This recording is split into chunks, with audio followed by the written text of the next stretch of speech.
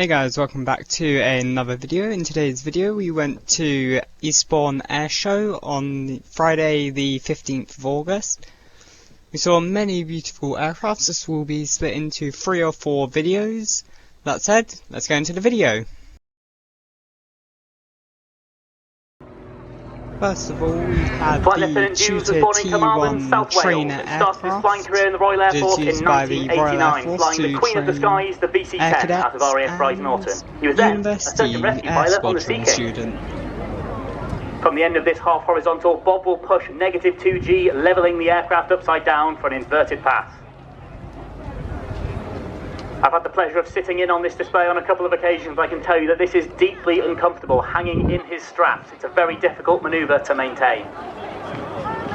This is Bob's second year with the Tutor display. He's operating at a base height of 300 feet, except for the 2 final passes at just 100 feet over the sea. The next 2 manoeuvres are a wing over and then the ballistic rolls, which Bob uses to gain energy for the next part of the sequence. Displaying the Tutor requires careful energy management due to its low power-to-weight ratio.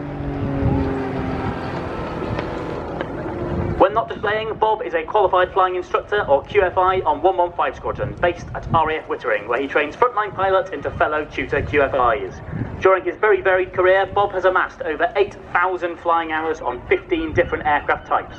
This represents almost a whole year in the air. After this half Cuban, Bob will enter a 4-point roll. Get your cameras ready for some great angles.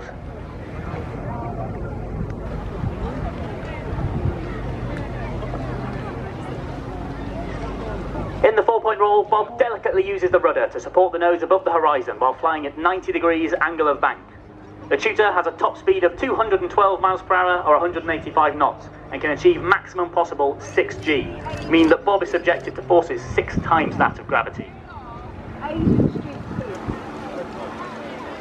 Now another wing over, a combined pitching and rolling manoeuvre used to turn the flight path through 180 degrees. You'll notice that every wing over Bob does is slightly different as he carefully selects his flight path to cater for differing wind conditions and aircraft energy states. Mine's struggling. I don't think I've got the best settings. Cut your exposure back. Bob now rolls 90 degrees while pointing straight up before completing a stall turn at almost 0 airspeed. The 2 90-degree turns allow Bob to continue in the same direction. First off. It's a yellow. Into a loop. The Grob Tutor is operated by No. 6 Flying Training School in partnership with Babcock International, primarily flying University Air Squadron students and RAF Air Cadets. There are 13 air experience flights across the UK. There are flights to up to 20,000 air cadets each year. This could be you if you're between 13 and 20 years old. 50 air cadets a year are now being taught to fly the Tutor up to solo standard, flying it on their own. After completing his conventional stall turn, Bob will enter a slow roll.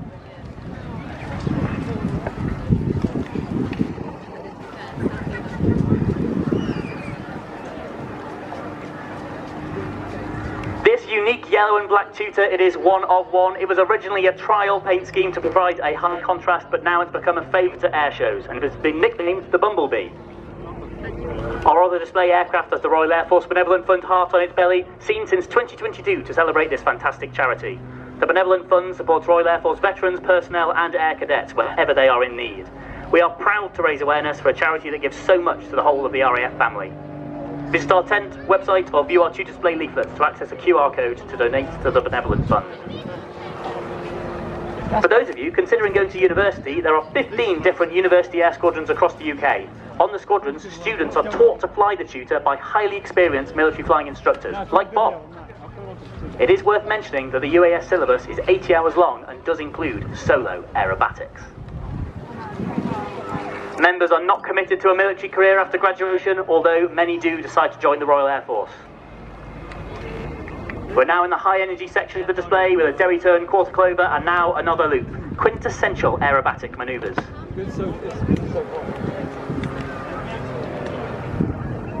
Today, the Royal Air Force is recruiting for multiple rewarding and demanding professions and has an exciting future with the continued development of our combat, utility and maritime patrol aircraft, as well as UK Space Command.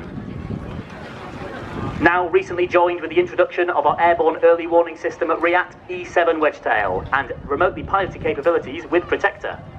Now down to just 100 feet for a fast pass.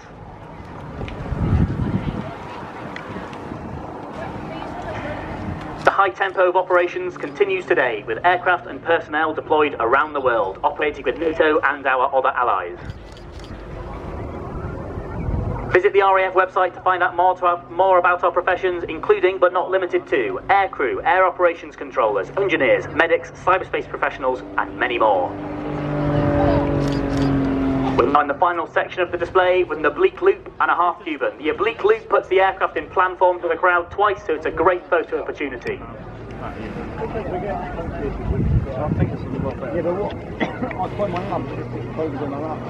I'd like to take this moment to say a big thank you to our supporters and sponsors this season. They are the Royal Air Force Benevolent Fund, Runway 25 and Babcock International, who have provided much of the merchandise we're giving out on our stand this season. If you've got any good photos of the tutor, make sure to tag our social media accounts and we will repost them, with your permission of course.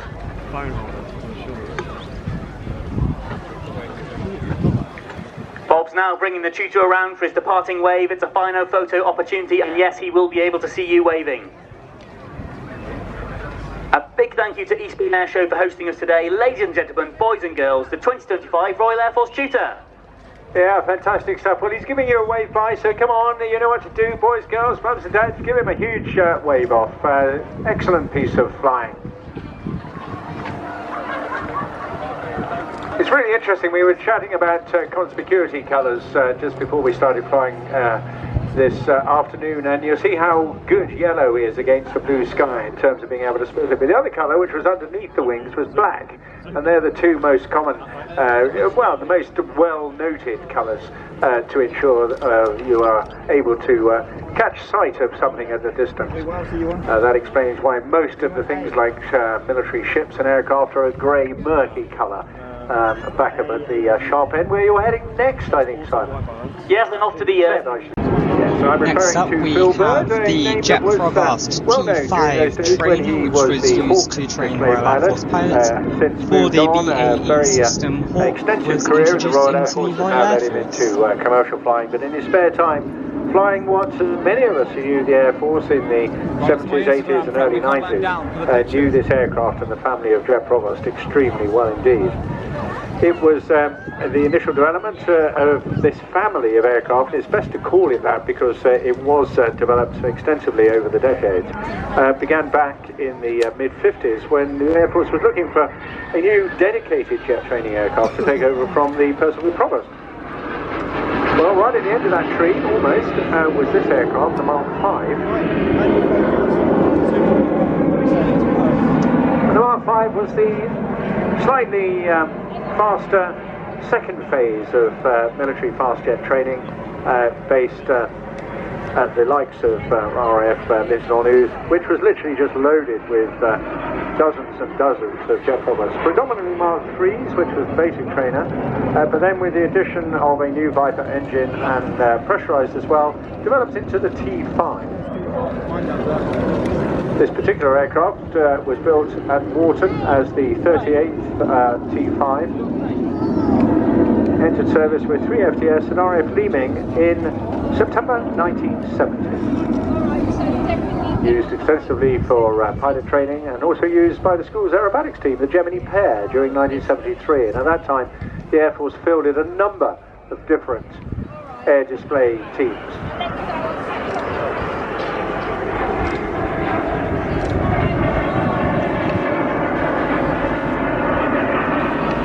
Tomorrow you will see a version very similar to this, extended into the export armed operational version, the Strike Master. But this essentially the end of the qualifying, or the main qualifying period of pilot training before moving on then to advanced jet or perhaps streamed into rotary or heavy lift capabilities.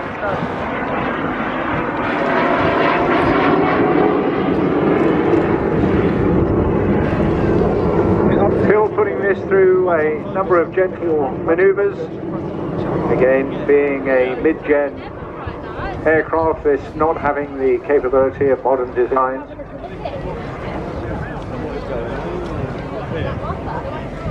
uses a bit more airspace, and we'll be able to compare this with the Vampire and the Typhoon during the course of the afternoon.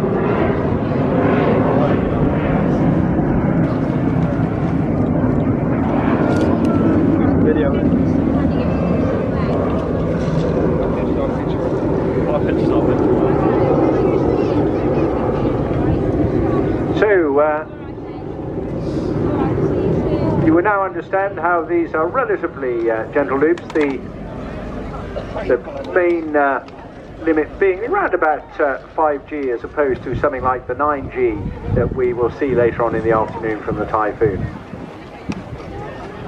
Phil Bird, flying it today, joined the Air Force in 2002, and after initial fast jet training was posted to number 43 Squadron to fly the Tornado F3. So a lot of operational service on that, particularly on quick reaction alert, defending the skies around UK and the Falklands, but was also moved on eventually after being a short period as an instructor on the Hawk. He eventually moved on to Typhoon and got even more operational experience there on the well-known Operation Shader, where he's doing daily combat missions in Iran and Syria.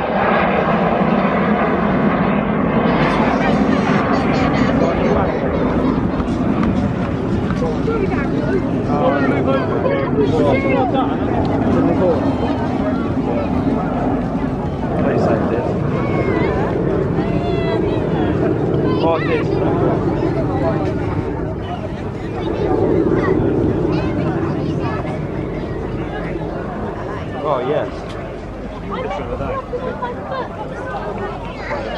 This aircraft celebrating its 54th birthday and looked after extremely well, like so many of these aircraft, by a number of different entrepreneurs and enthusiasts without whom we just simply wouldn't be able to field these heritage aircraft that are so good to make up today's air displays.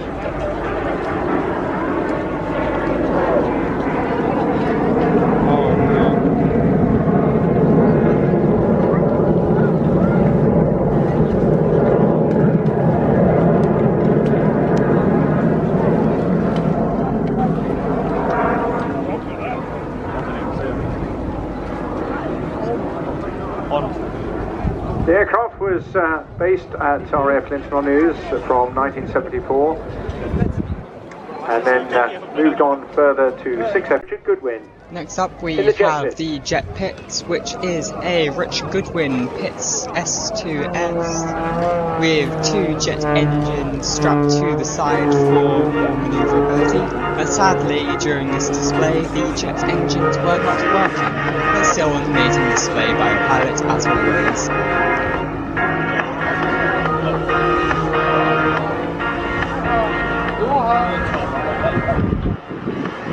Yes, what a rip-roaring start that is, and that's all environmentally friendly, by the way. Most air crews using that now, and a bit like baby oil, and completely harmless.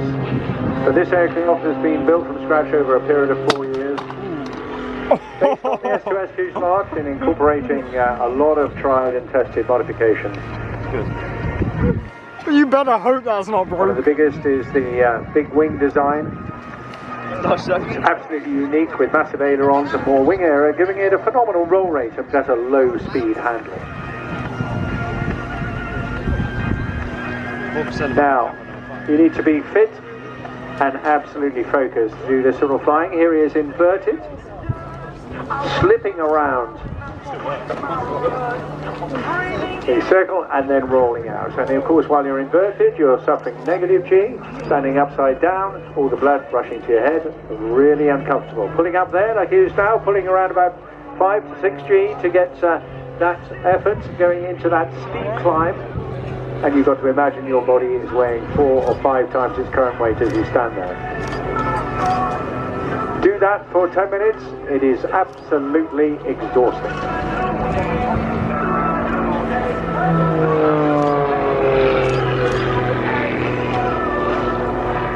You will see the full package of aerobatics here in Richard's hands. Side slips, accelerated rolls, shoulder rolls, pinwheels,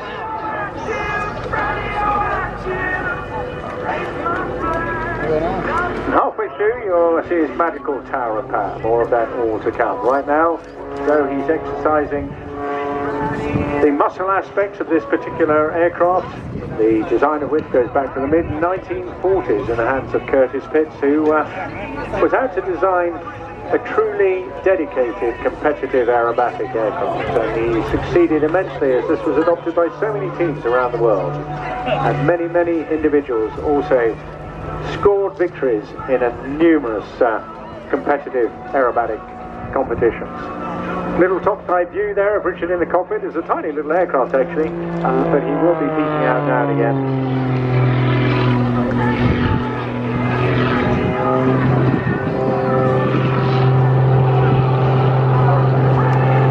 Snap rolling all the way up there now, just and almost, yes, not quite a flat spin, but very close to that, spinning it out.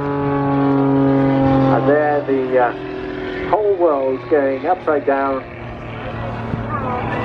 just like watching washing in a machine. It happens fast, it happens furious. You're going from plus to minus very, very quickly indeed. Hence the appropriate need to be absolutely physically top of your form to do this.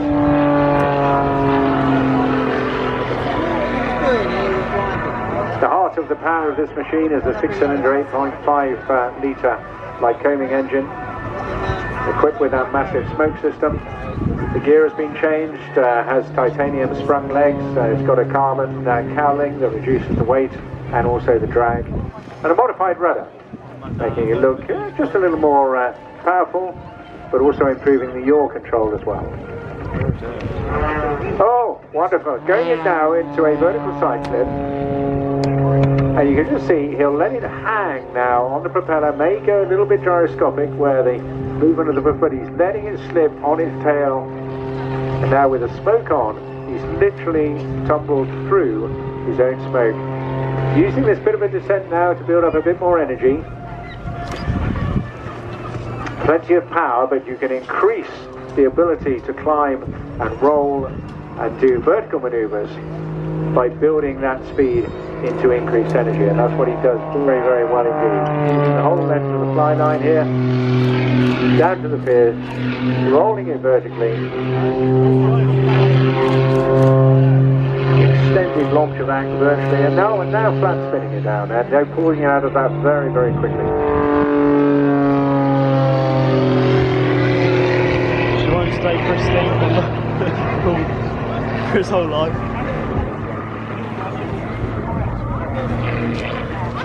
Snap rolling, left, then right. Absolutely perfection. The modification program is what has really given this biplane its enhanced capabilities, and therefore giving Richard a unique opportunity to exploit his own personal bag of manoeuvres.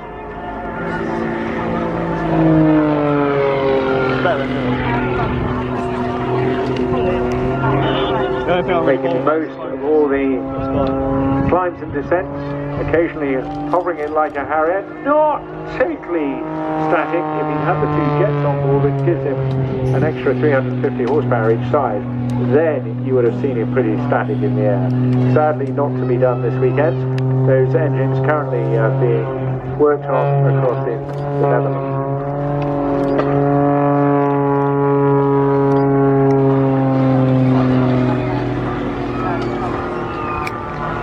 Once again inverted, hates going in a straight line, doesn't he? He's just full of energy, Richard Goodwin. Loves every minute of it. He'll push up there, that really nose-bleeding manoeuvre to do, and then topping out there before, no doubt, putting in a few more rolls, using this descent once again to build up a bit more energy.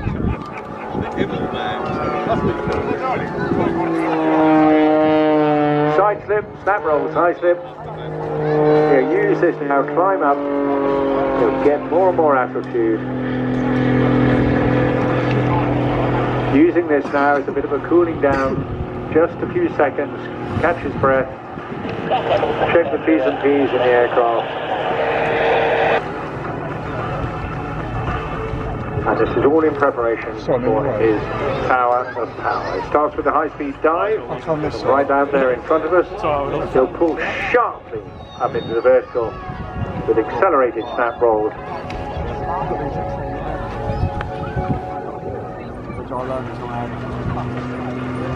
Here he is now. Smoke is on once again.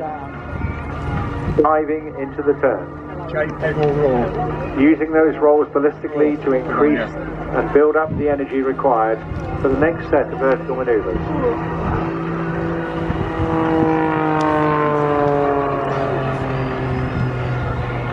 Here we go. Look at it now as he literally pushes to the boundaries. Snapping, rolling, holding it now, holding it, letting the airspeed bleed away. The aircraft really difficult to control, but it is under control as he lets it tumble back through his own smoke.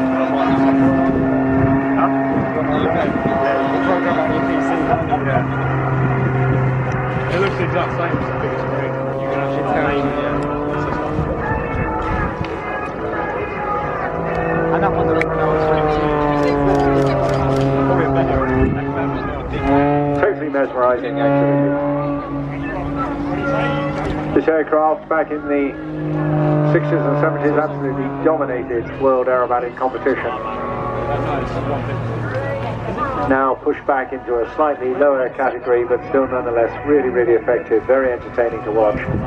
Overtaken by the likes of the XA-41 and the Edge aircraft, also the 330 NG, all extending the capabilities of today's modern aerobatic pilots. It's been a long time since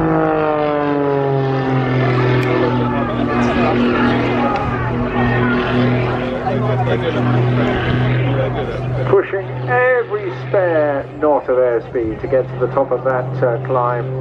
Once again, letting you fall out. Oh, Trek's in a quick tumble there.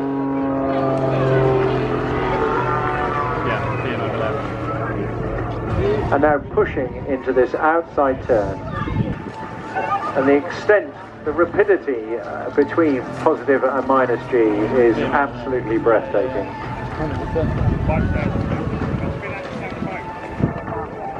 And there he is now, just taking a little breather. I hope very much he'll now come back with his signature farewell, which will almost certainly be a knife edge pass. He'll be cockpit. Oh, no, he's calling complete. But I see him manoeuvring back in, which is excellent news. I've lost him in with the focus.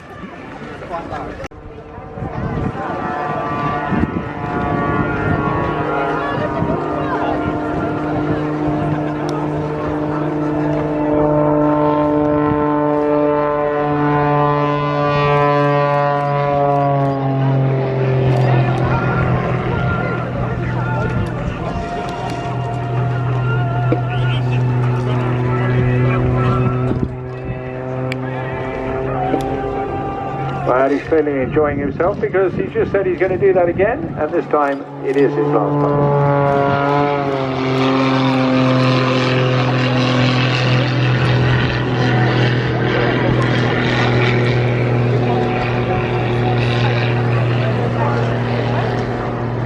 Fantastic. You can actually see the smoke machine working on the back there. Good wave there from Richard as well. I think he'll be going back to Sean with a big smile on his face, and I hope you enjoyed that as well. Really superb stuff indeed. Well, plenty more to come in this Thank you first for half. watching today's video. Three Remember to very like different and aircraft subscribe. I will now see heading you your way. in One part 2 where we'll have more of the amazing Wingwalkers aircraft to aircraft see. from Aerospace Thank you for Back will watching. be joining us Goodbye. very, very shortly.